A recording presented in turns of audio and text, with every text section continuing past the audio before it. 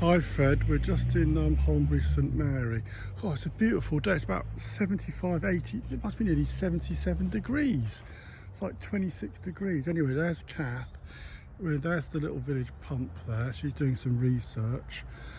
I was having a little wander down this little public footpath and look what I have found. By the way, we parked here really easily. Found a parking space, had a cream tea, you know, sort of thing. Some lucky bugger's got this in their garden. Look at that. It's a beautiful pond. There's a little duck house there as well. Isn't that amazing? Look at that beautiful pond. Just having a look at it now. Oh, it's got like a little duck house. A little duck house anyway, just a quick one for you. Over and out. Hi Fred, Adi and Claire and Vita and anyone else that wants to listen to me. Oh look, she's just got married over there. I think that might be the bride. We're just staying at this posh place. Treated ourselves for a weekend away up in the Surrey Hills. This is a Wootton house built by the Evelyn family. I think they were called in the late 1500s. It originates, obviously been enlarged over the years. It's now run as a posh hotel.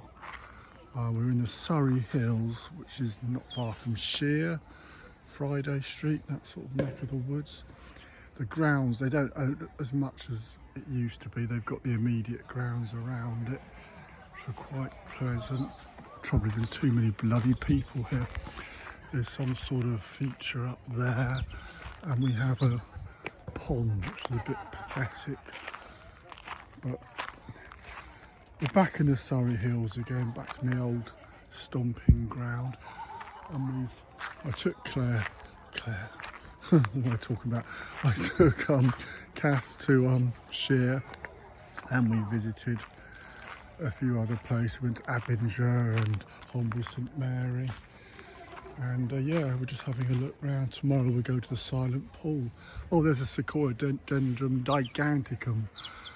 That's the tallest tree in the world. Well, not the actual one, but that species. The giant Sequoia, Wellingtonia, I should say, the Wellingtonia. Anyway, that's enough of that. But look, get a load of that place. You want a heating bill for that, would you? Catch you guys later. Over and out. Hi Fred and Adi and Luch, anybody else that's interested. We're just in Abinger Common now, and this is the old pump. I guess you can see the crank handle there, where the sprockets or cogs is broken, so you'd crank that big one round, would drive, the little one would then drive that other one there, the counter shaft. And I guess it would extract water, I suppose. Let's see around here if you see anything else. I guess, yeah, it was white. Oh yeah, look. I guess there's some bits missing on it. Oh, there's the crank shaft. Look, to zoom in. There's the crank shaft. So that big wheel would gear everything down so it was easy to operate. And I guess it would bring water up from a borehole. A pretty little thing, isn't it? Isn't that lovely? So Abinger Common is in the Surrey Hills. That's for Adi and Claire's benefit. I think you've probably seen this, Fred, many years ago maybe, I'm not sure. But there you go. Very pretty around here. This is like a little green. There's a big Wellingtonia there. Kath sat in the car, she's had enough. We're going to go and try and find the Tillingbourne waterfalls and see the silent pool now. It's a beautiful day. There's another gentleman there going to admire it. Yeah, beautiful, quintessential Surrey countryside. I do miss the Surrey Hills, but you've got to be seriously loaded to live here. I mean, look at that property in there.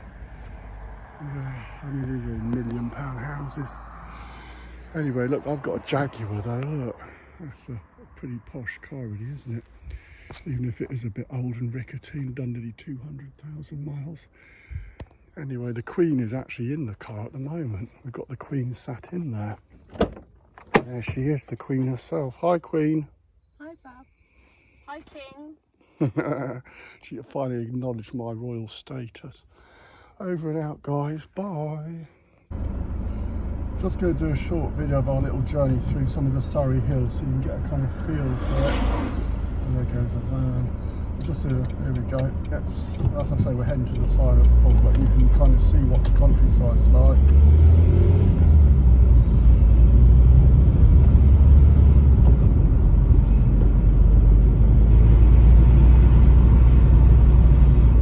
It's quite a bit different to the North Somerset Mendip Hills. It's kind of lots of sort of mixed deciduous and woodland and what's that squirrel?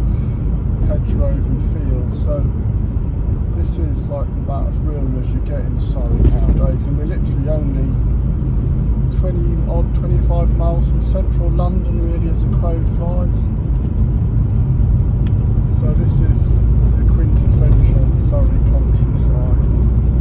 A lot of it's heathland, or used to be.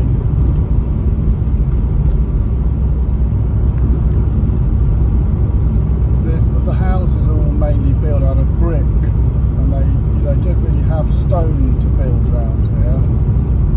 And the roofs are clad in clay tiles, flat clay peg tiles. They don't really use Roman tiles in Surrey, in this part of Surrey.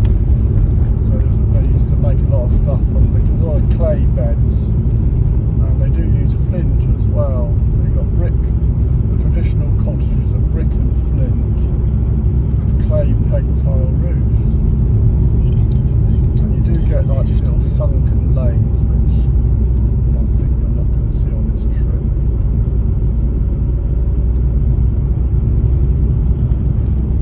Dear, that's been burnt out. Now we're just coming to the intersection. Now this is Abingdon,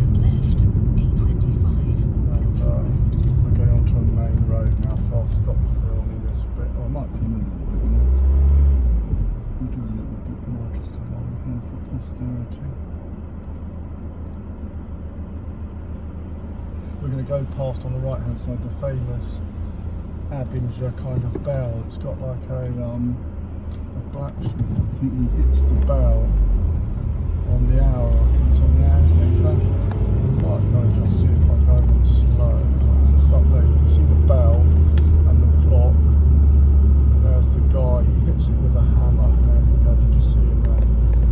And there's some famous watercress beds here. I think they're just behind us now. But we did go and have a quick look there. A lot of the they're not as extensive as in the days of my childhood.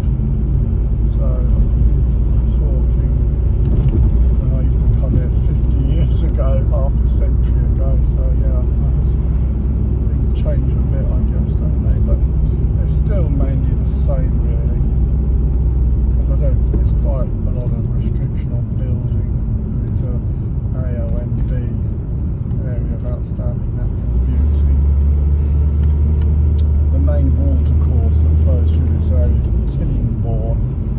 It's a small river really. It's like a big stream really, and it flows. It's about 15 or 20 miles long, and along its length it flows through a lot of private land as well as public land, and they create lots of little pools, and there's quite a few, well it was a few years ago, I suppose they're still there, where people go fly fishing for trout, and there's a lot of pheasant shooting goes on around here as well, hence you see quite a lot of pheasants. So yeah, here we go, coming under a tunnel here. There's actually a station here, Gomshall Station. There's quite a few train stations around it, so it gets you up into London, so that's why the wealthy people live around here. They can get into London and do their hedge funding and what have you. So this is Gomshall Village. Now you can see what I mean about the peg tile roofs. They've rendered some of that, but there's a classic brick cottage coming up on the right hand side. There's a fair use of wooden clapboarding as well, for the cladding on the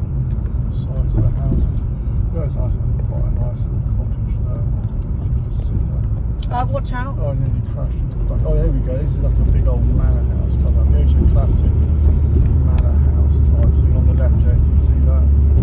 There's your English Bond brickwork and your clay tile peg roof. That's probably 400 years old, that house. That's enough for now. This is going to go on too long otherwise. So, like I say, we're heading to the silent pool now, and I'll catch up with you guys when we get to the silent pool. Speak to you in a bit. Bye. So, are you alright there, sweetheart? Yeah. Where are you going now? To the silent pool. We're heading but to not the... for long. Why not? Because you'll probably start screaming. From it. This is the silent pool. So the silent pool's fed by the chalk aquifers up on the higher ground. Oh, there used to be a little boathouse here. That's gone. There's been quite a few changes since I've been here. Oh.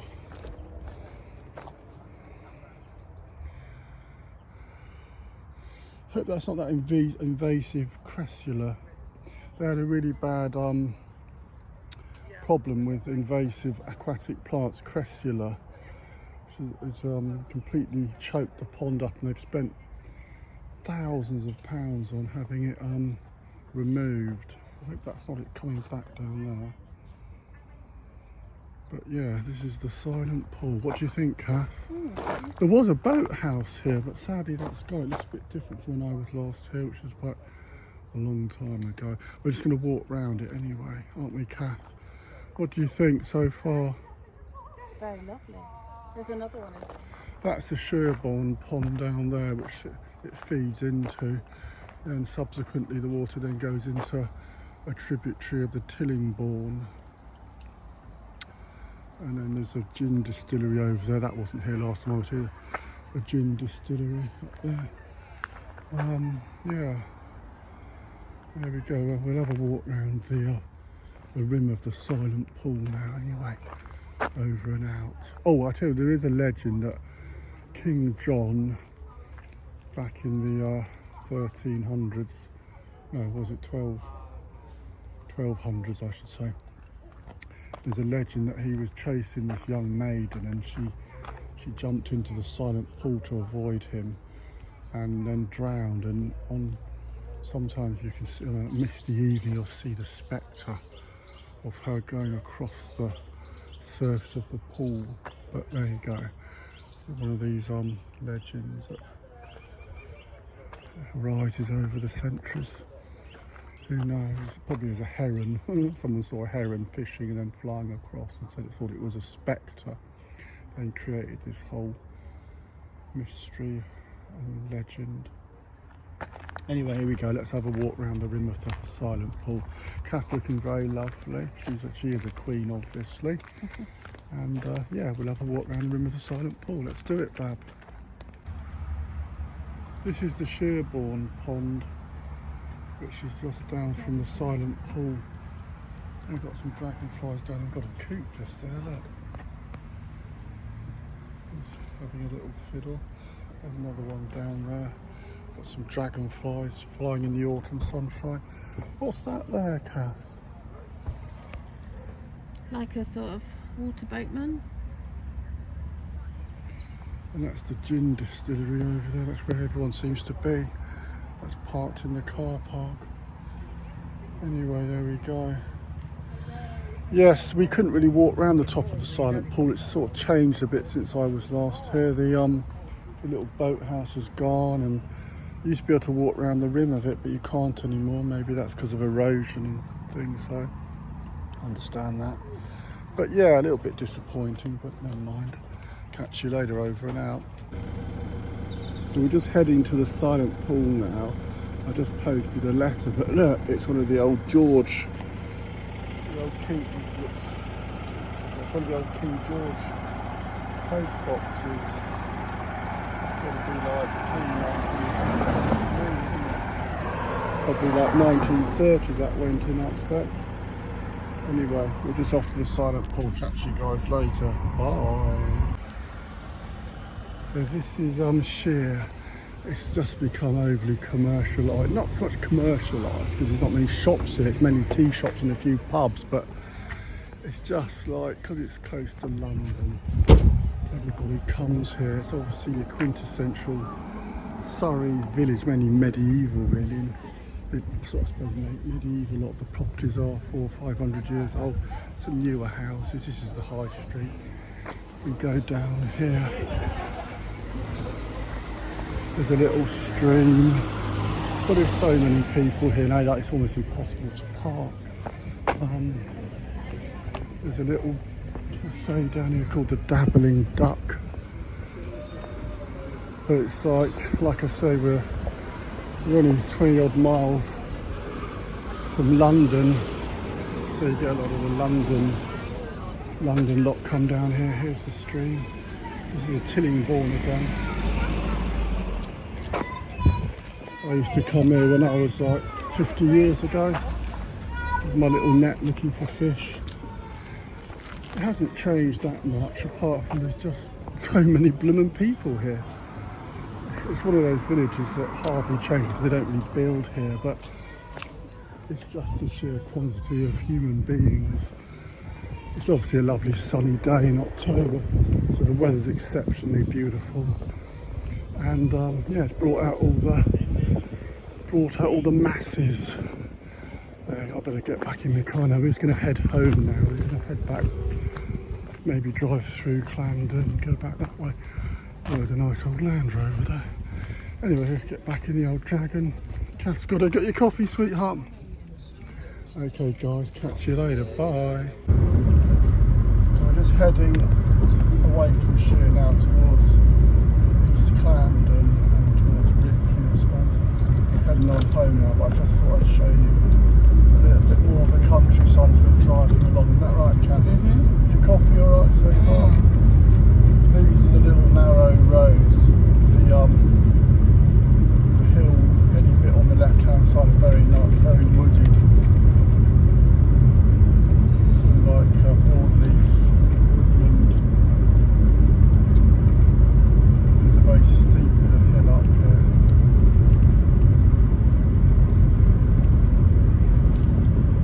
I remember coming down this road after 1987 storm. If you older guys can remember the 1987 storm in southern England, and all these trees literally were gone. So these trees, nearly all the trees you can see here now, have all regenerated from the 1987 storm.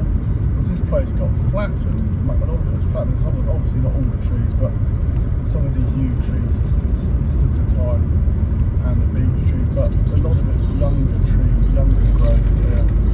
But it was yeah, really flattened the place. But it's amazing, you know, it's all regenerated. So we're going for a little very tight left turn here. I remember cycling up this hill when I was about 16, and I actually managed to get up to the top without stopping. I couldn't do that now. There we go. In the old days, our old cars used to struggle up, you had to go up in first gear. The old modern cars are a lot more